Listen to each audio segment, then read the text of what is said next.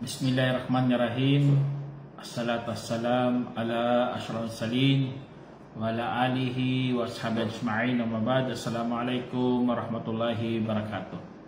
Mga kapatid Islam, nandito naman po tayo para magbigay ng Islamikong pagpapayo patungkol ito sa pagka-aliw.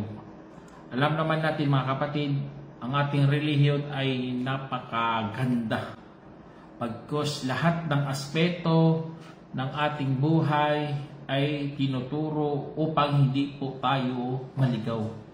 Magkos ang Allah subhanahu wa ta'ala, pinapaalalahanan tayo na tayo ay nakatira sa buhay sa mundo. Sabi ng Allah subhanahu wa ta'ala, A'udhu billahi minasyaitanir rajim, wabtaghi fima ataqallahu ad-daral akhirah, wala tansa nasibaka minad dunya, wa ahsin kama ahsanallahu ilaik, wala tabghil fasada fil ard, innallaha la yuhibbul mufsidin. Katulad ng sinabi ng Allah subhanahu wa ta'ala sa Quran, sabi niya, at hangarin mo ang anumang ipinagkaloob ng Allah sa iyo na tahanan sa kabilang buhay, at huwag mo rin kalimutan ang iyong bahagi sa mundo. At magpakabuti ka kagaya sa pagpapakabuti ni Allah sa iyo, at huwag mong hahangarin ang katiwalian sa kalupaan. Sa katunayan, si Allah ay hindi minamahal ang mga taong tiwali. Kaya dahil sa sinabi ng Allah subhanahu wa ta'ala mga kapatid, huwag kalimutan ang bahagi mo sa mundo. Huwag mong ipagbawal ang aliw sa iyong sarili. Kasi nga dapat mag-aliw-aliw ka rin. Alam naman natin mga kapatid, napakadami sa mundo ang ng aliw na nakakatanggal minsan ng mga stress sa buhay. Katulad na lang sa physical na aliw. Pagkain man, di ba? Marami. Gusto mo kumain, magluto ka ng masasarap, maaliw talaga sarili mo, lalo na ikaw magluto. Maaliw mo talaga, ma-appreciate mo talagang talent mo. O kaya mga emosyon na mga aliw. Manood ka ng mga nakakasaya, makipag-usap ka, o ano pa dyan. Minsan nga, napapamangha ka, di ba? Naaaliw ka rin. O kaya sa mga kultura ng ibang tao, kanilang pag-ipag-usap, lalo na sa spiritual mga kapatid. At kaya dito, walang problema. Basta hindi lang po haram. Ito, kaya sa social, sa social na aliw, aalis ka kasama ng mga kasamahan mo, pupunta kayo sa mga mall, pupunta kayo sa mga plaza, pupunta kayo sa mga ibang lugar para maaliw-aliw ka, walang problema. Basta huwag ka lang aabot sa mga bagay na ikakagalit naman ng Allah subhanahu wa ta'ala. Allahu Akbar. Kaya, ibig sabihin pala mga kapatid, huwag ka lang lumampas sa hangganan ni Allah subhanahu wa ta'ala. Kasi kapag ikaw lumalampas sa mga hangganan ni Allah subhanahu wa ta'ala, ang mga biyaya ng Allah subhanahu wa ta'ala ay mapapalitan talaga ng pagtatakwil. Itong kinakatakutan natin. Mga biyaya ng Allah subhanahu wa ta'ala sa atin, biyaya ng kalusugan, biyaya ng kasaganahan, biyaya ng magandang pag-iisip, lahat yan mga biyaya ng Allah. Ngunit minsan mapunta sa pagtatakwil.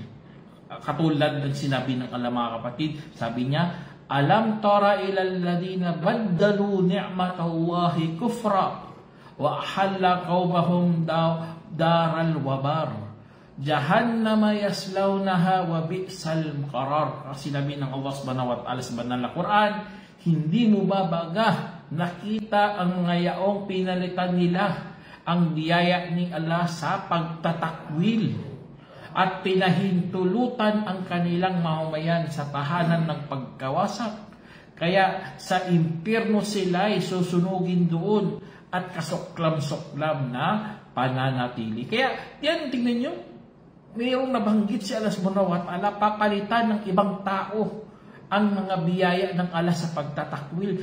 At yan ang paglampas sa mga biyaya ng Allah subhanahu wa ta'ala. Kasi nga dapat ikaw magpasalamat ka sa Allah. Baya Allah, thank God na binigyan mo ako ng good health. Binigyan mo ako ng good time. Yun. Ganun ang pagpapasalamat. Pero kung ikaw nagpasalamat ka na lang sa sarili mo, naaliw ka, nalinlang ka na pala, yun ang napalitan mo talaga ang biyaya ng Allah sa pagtatakwil. Kaya ang aliw, mga kapatid, ay damdamin niya na nakakasaya, nakakatuwa, na karanasan ng mga tao. Kaya ang bunga nito, mga kapatid, kawili-wili, kakatawa o kaya nagbibigay lugod sa isang tao. Kaya mga kapatid, ito mga bagay na ito ay dapat pasalamatan talaga natin si Allah subhanahu wa ta'ala. Kasi nga gumagaan ang ating damdamin, mga sample na lang, naaliw ka sa pamilya mo, sa mga anak mo, lumalaki, may tumatawag sa iyo na mama, may tumatawag sa iyo na papa, naaliw ka talaga. Kaya naging kasiyahan din, di ba? Sabi pa ng iba, apple in my eye, mansana sa aking mata. Yun ang mga expression niya ng mga sa English. Kaya dahil doon, mga kapatid, naaliw ka kasi kapag nakikita mo sila. Lalo na ang iba, example, naaliw siya kasi ang kanyang mga negosyo, lumalago, kumikita na siya ng marami, Allahu Akbar. Kaya itong lahat ay kailangan ipasalamat kay Allah subhanahu wa ta'ala. Ngunit kung ikaw nagkamali, ngunit kung ikaw ay gumawa pa ng mga Diyos-Diyosan, doon ka nagpapasalamat, anong mangyayari sa'yo? Mangyayari sa'yo, malilinlang ka talaga sa daan. Nagpakaaliw ka dito sa mundo na para wala kang bukas. Nagpakaaliw ka sa mundo na para kang hayop na lang, mga kapatid, na wala kang iniisip, na para walang yaumil kiyama, walang kabilang buhay, para wala kang pananagutan kay Allah subhanahu wa ta'ala. Tingnan nyo katulad dito sa sabi ng Allah, وَجَعَلُوا لِلَّهِ أَنْدَادًا لِيُضِلُّوا عَنْ سَبِيلِهِ قُلْ تَمَتَّعُوا فَإِنَّ مَصِيرَكُمْ إِلَى النَّارِ. Sinabi ng Allah subhanahu wa ta'ala, at gumawa sila para kay Allah ng mga kapantay upang sila'y ililigaw sa kanyang landas. Sabihin mo, mag-aliw na kayo sapagkat ang inyong patutunguhan ay talagang patungo sa apoy. Subhanallah. Tingnan nyo. Ang dito, ang nakakatakot, mga kapatid. Nagkaroon ka na ng bisyo, naaliw ka na sa bisyo mo. Naaliw ka na sa iyong mga masasamang gawain. Yun ang nakakatakot kasi nga ang patutunguhan ay talagang patungo sa apoy. Kaya mag-ingat sa mga ganito, mga kapatid. Lalo na gumagawa ka ng shirk. Gagawa ka ng shirk. Auzubillah. Makakaroon ka talaga ng mga bisyo. Kaya sa totoo lang, wala namang problema kung mag-aliw-aliw ka. Pero huwag ka lang talagang lumabag sa patas ng Allah subhanahu wa ta'ala. Lalo na mag-shirk ka.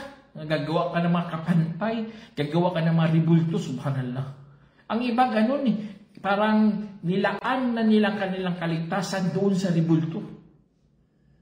Tapos nanindigan na talaga sila sa kanilang bisyo, mga kapatid. Naaliw na sila sa kanilang bisyo kasi nga mayroon lang manindigan sa kanilang kasalanan. Ganun ang nangyari sa mga hindi Muslim. Kaya alhamdulillah, mga Muslim tayo. Nagpapasalamat talaga tayo. Kaya ang ating aliw, mga kapatid, sa ating sarili ay binabalik natin yung kay Allah subhanahu wa ta'ala. Tingnan nyo, isa sa mga kunan din natin ng leksyon, kwento sa kwento ng mga tamud. Sabi ng Allah subhanahu wa ta'ala sa Quran, وفي ثمود إذ قيل لهم تمتعوا حتى حين فعتوا عن أمر ربهم فأخذتهم الصاعقة وهم ينظرون. Sinabi ng Allah subhanahu wa ta'ala sa banal na Quran, mga kapatid. At kinatamod nang merong nagsabi sa kanila, mag-aliw na kayo hanggang sa kasalukuyan, at saka nagmataas sila sa utos ng kanilang Panginoon, kaya sinuglaban sila ng kulog at kidlat habang nakatingin. Kaya tignan niyo mga kapatid, dito sa sinabi ng Allah subhanahu wa ta'ala, inutusan din sila mag-aliw, wala na problema. Mag-aliw kayo. Pero, ginawa nila sa sobrang aliw nila mga kapatid, kinatay pa nila ang kamilyo. Nagmataas pa sila, nagmalaki pa sila. Alam naman natin, di ba, mag-aliw sila sana doon sa kamilyo, di ba? Papainumin nila, tapos gagatasan, subhanallah. Isang araw, gagatasan mo ang kamilyo. Tapos ang kamilyo na napakalaki. Kakamanghang-manghang, talaga, kamilyo. Kasi sobrang laki, galing sa mundo. Kaya, mag-aliw na sila sana, magpakasaya na sila. Pero ang ginawa nila, nasumubra naman sila. Kaya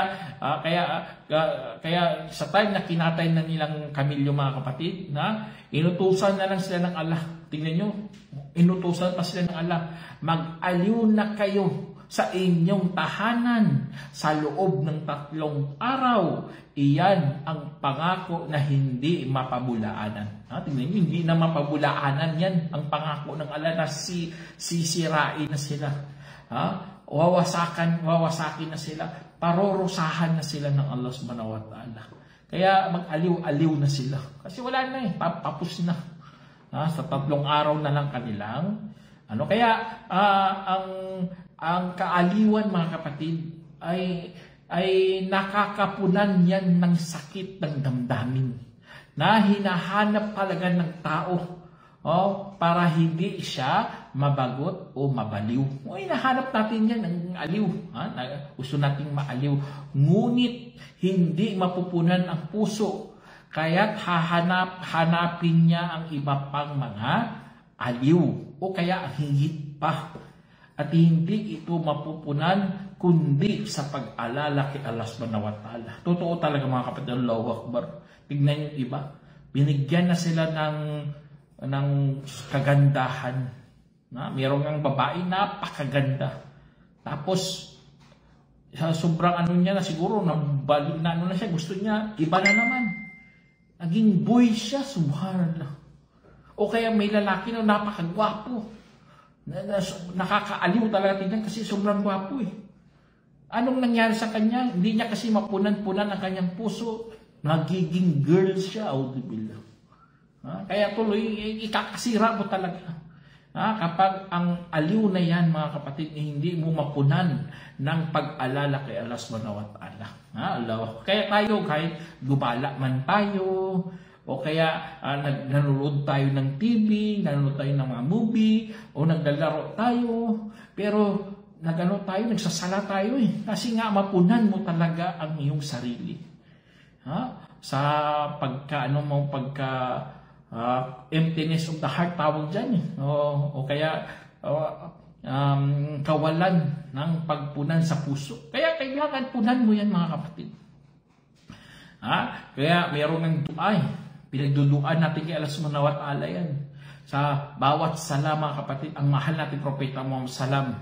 Tingnan nyo sa sinabi sa hadith dito na inulat ni Amr bin Maimun al-Audi na dati tinuruan ni Saad ang kanyang anak ng ganitong mga kataga sa pagtuturo, kagaya ng pagtuturo ng isang guro sa mga bata ng pagsusulat. At sinabi niya, tunay na ang mensahero ng Allah ay dati nagpapakupkup laban sa kaduwagan at nagpapakupkup laban sa ibabalik siya sa pinakamasahol na edad.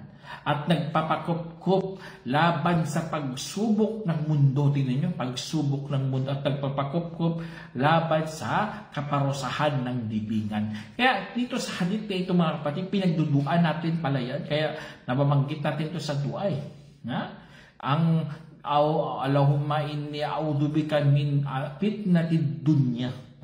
Ibig sabihin, mga pagsubok, pagpakukup kay Allah. Kasi nga kung hindi mo alam, mga kapatid, ikaw ay talagang malilinlang ng sobrang aliw. Allahu Akbar. Kaya tingnan niyo mga aliw na walang limitasyon, nakikita natin sa paligid natin eh. Wala silang limitasyon, kahit ano na lang gagawin nila. Iba dati magsusuot pa ng fit na fit, ngayon sobrahan na eh. Gusto niya, papakita niya na lahat-lahat anong tinatago niya eh. Meron bang sinasabi, nakikita ng kanyang kaluluwa, subhanallah. Kasi, yan eh, aliw na walang limitasyon. Alam nyo, ang mga nagpapasiksi, nagsusuot ng mga kitang-kita, na naaliw yan sila sa kanilang kagandahan. Pero, dapat tayo, mga Muslim, mag-isip-isip tayo. Isipin natin na lahat ng aliw ay merong hangganan yan. Allahu Akbar. Kaya pasalamat talaga tayo sa ating relihiyon, mga kapatid. Kasi lumakas ang loob nila eh. Taas noo pa sila. Kasi nga naaliw sila sa kanilang paggawa ng kasalanan. Tayo hindi tayo ganun. Umaaliw tayo pero merong hangganan, mga kapatid. Merong na hadith dito lagi natin itong binabasa sa 40 hadith. Sabi dito, al-halalu bayyinun wal haramu bayyinun wa bainahuma umurun mushtabihat faman taraka masyubbiha alayhi min al-ithmi kana lima istabana atruk. Dito sa hadith na ito, mga kapatid, katotohanan ang halal ay malinaw at ang haram ay malinaw. At sa pagitan nito ay mga nakakalito na hindi nalalaman ng karamihan sa mga tao. Kaya ang sinumang lumayo sa mga kalituhan, tunay na nalinisan niya ang kanyang relihiyon at karangalan. At ang sinumang nahulog sa mga kalituhan ay nahulog rin sa haram. Tulad sa isang tagapastol na nagpapakain sa tabi ng bakod, halos na lumalampas ito at makakain na doon. Katotohanan ang bawat may-ari ng bakod at ang bakod ni Allah sa kanyang lupain ay ang mga ipinagbabawal. Kaya dito sa hadith na ito, mga kapatid, napakalinaw dito eh. Bawat may-ari ay may bakod. Tama naman talaga eh. Mga bahay natin, lalo na may mga plantasyon, may bakod yan lahat. Ganon din dapat tayo, mga kapatid. Kung ikaw nagmamay-ari ng katawan mo na yan, lagyan mo talaga ng bakod yan. Hindi pwede lahat gawin mo. Kasi nga, mayroong dyan masisira ka lalo. Tingnan nyo, pati nga karangalan. Inaingatan natin karangalan, pati relihiyon natin. Kaya yun lang, mga kapatid, yun isa sampol sa mga pagbababad ng TV. Nanonood tayo ng TV, nanonood tayo ng... Pero kung nanood ka magdamag, subhanallah. Naaliw ka nga, pero bakit umabot magdamag ang panunood mo? Halos hindi ka na makakatulog, hindi ka na natutulog. Alam nyo, kung wala kang bakod, mga kapatid, na wala kang limitasyon sa panunood mo ng TV, magdamag, alam nyo, mayroon palang masamang epekto yan sa immune system ng tao. Naghihina ang kanyang immune system, kaya natuloy nagkakasakit siya. Kasi nga sa sobrang pagpupuyat niya sa pagbabad sa TV. Allah musta'an. Humihina rin ang kanyang isip. Kasi nga, naniniwala siya doon sa mga pinapanood niya, subhanallah. At lalo ng kapit niya sa paniniwala, nawawala na. Minsan nga, meron siyang pinanood. Akala niya totoo. Nanood siya ng mga kung mamatay ka, lilipat ka lang sa ibang dimension. Subhanallah, nalason ang utak niya eh. Paniwala talaga siya sa kanyang pinanood na lilipat ka lang sa ibang planeta. Yung mga puno ng mga hiwaga, may mga magic doon. O iba, ang isip niya, lilipat naman sa mga high-tech na mga lugar. Subhanallah. Sa sobrang pagbababad mo, sobrang pag-aaliw mo sa sarili mo, ginawa mo yan. Humina ang iyong isip. Humina na rin ang iyong kapit sa paniniwala. Kaya mga kapatid yun, lagyan mo talaga ng kapit. Lagyan mo talaga ng bakod ang lahat ng mga nakakaaliw. At ang sinabi ng Allah subhanahu wa ta'ala, dapat alam natin ito, sinabi ng Allah, alladhina amanu wa tatma'innu qulubuhum bi dzikrillah. Ala bi dzikrillah tatma'innul qulub. Sinabi ng Allah, mga yaong sumasampalataya at napanatag ang kanilang puso sa pag-alala kay Allah, hindi baga sa pag-alala kay Allah ay napapanatag ang mga puso. Tingnan niyo, napapanatag ang puso sa pag-alala kay Allah. Magandang balita nga ito eh. Pasalamat tayo. Binalitaan pa tayo ng Allah. Kasi kung hindi mo itong alam, hindi mo talaga mapupunan ang kawalan ng iyong puso. Kasi iyon ang pantapal mo, yung pag-alala mo kay Allah subhanahu wa ta'ala. Kaya po, minsan mga kapatid sa Islam, ang iba subhanallah, naligaw talaga ng landas. Hindi musika ang dapat nagsilbing aliwan ng tao o aliwan mo sa gitna ng iyong pagkapagod. Hindi musika ang sagot dyan. Ang iba kasi magpa-sound, sobrang lakas pa, sobrang volume pa. Hanggang may mga high-tech ngayon ng mga speaker, subhanallah, na pati mga nagbabibrate. Subhanallah, nagbabibrate ang pader, nagbabibrate ang mga kortina. Grabe talaga, napaka-high-tech. Nagulat nga ako dati doon sa Manila. Mayroong sounds doon hindi naman masyadong malakas, pero ang bass niya sa sobrang tindi, yumayanig ang mga paligid. Tingnan nyo mga kapatid, sa totoo lang, nakakasira yan ng tenga eh. Pero ginawa nila kasi yung aliwan sa kanilang mga sarili. Naaaliw sila sa pakikinig ng musika. Hindi nila alam mga kapatid, hindi po yan tunay na aliw. Magbibigay lang yan sa iyo ng aliw, pero temporary lang, pansamantala lang po. Kaya, kasi nga, yan ang tinatawag natin himig ng Satanas. Himig ng Satanas. Kung sa Arabic pa, mazamir shayatin. Ngayon ang matakot tayo mga kapatid. Kasi nga, alam naman natin ang himig ng Satanas. Ang Satanas, wala namang hangad yan, maliban na lang na ililigaw ka sa tamang landas. Allah musta'an.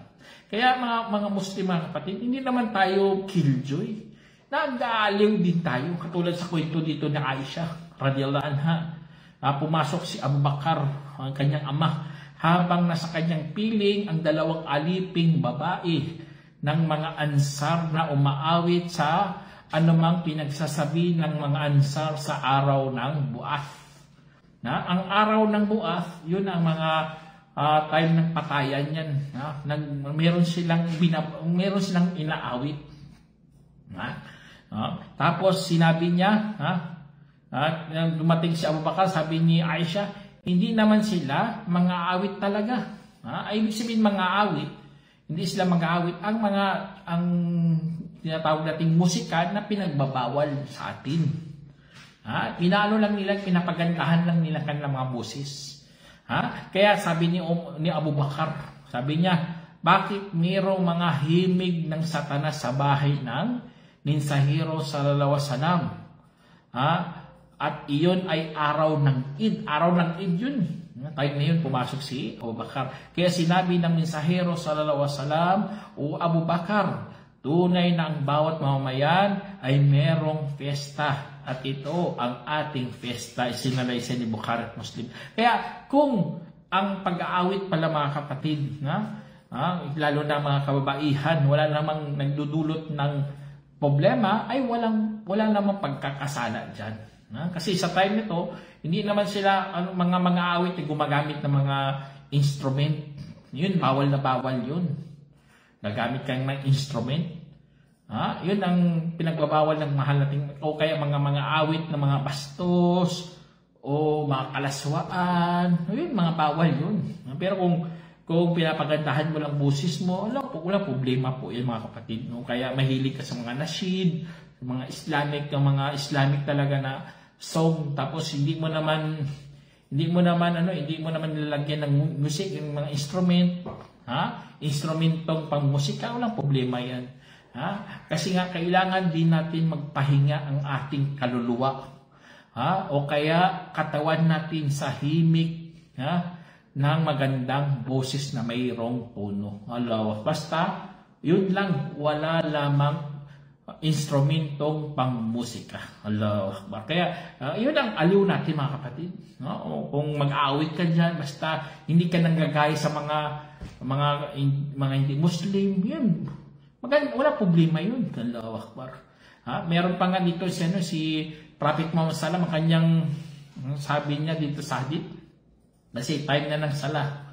Sabi niya, mayroong isang tao dito na si Salim bin Abu Ja'ad na aming binisita ang isang lalaki mula sa tribo ng Uza'ah. At saka nagsabi, gusto ko sana na itayo na sana ang salah para magdasal at makapagpahinga na ako. Kaya itinanggi namin iyon sa kanya. Kanyang sinabi, narinig ko ang mensahero ng Allah sallallahu alaihi wasallam na nagsasabi, O Bilal, itayo mo na ang salah at pahingain mo na rin kami rito. Isinalaysay ni Abu Shayba. Kaya sa sala na rin mga kapatid, nakakabigay yan ng aliw ng isang manampalataya. Kaya itong mga kagandahan kasi ito ng ating salah, ang ating pagsamba, nagpapagaan ng ating mga sarili. Kaya meron nga isang dito mga kapatid, isa sa mga pinakamagandang sinabi ni Imam Al-Ghazali. Sabi ni Imam Ghazali, pakinggan yung mga kapatid, isa sa mga ulama to ng mga Muslim, na isinulat niya sa Ihya Ulumuddin. Sabi niya, ang libangan ay isang kaginhawaan para sa puso at nagpapagaan sa mga pasanin ng pag-iisip. Ang mga puso ay nagiging bulag kung pipilitin at ang pagpapaginhawa rito ay nakakatulong sa pagiging seryoso. Ang paglilibang ay lunas ng puso sa pananakit ng pagod at pagkabagot. Ito ay dapat mula sa pinahihintulutang bagay. Tingnan nyo, yun ang sinabi niya, mga mubahat lang, mga pinahihintulutang bagay lang. Ngunit hindi dapat lumabis. Tulad ng hindi dapat uminom ng labis ng gamot. Subhanallah, tingnan nyo.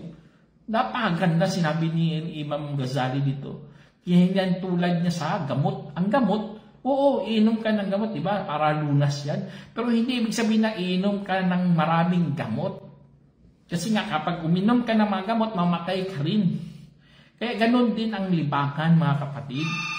Huwag kang magpasobra sa sobrang aliw. Kasi nga nakakamatay yan ng puso, nakakamatay yan ng relihiyon, nakakamatay yan sa iyong tamang pag-iisip.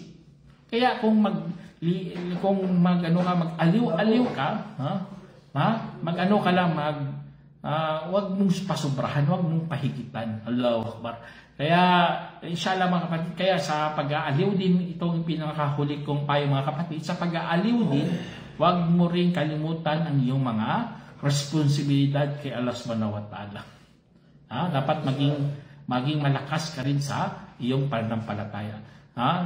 Katulad sa sinabi ng Allah subhanahu wa ta'ala bilang panghuli, wawailul lil musallin alladina hum an salatihim sahun alladina hum yuraun wa yamna'un al-ma'un. Sinabi ng Allah, kaya't kasawian sa mga nagdarasal, mga yaong sa kanilang pagdarasal ay mga pabaya, mga yaong nagpapakitang tao at pumipigil sa maliit na mabuting loob. Kaya diyan sa sinabi ng Allah mga kapatid, huwag lang natin kalimutan ang salah. Ngayon ang ating limitasyon. Sana meron kayong napulutang aral mga kapatid. Hanggang dito na lang. Assalamualaikum warahmatullahi wabarakatuh.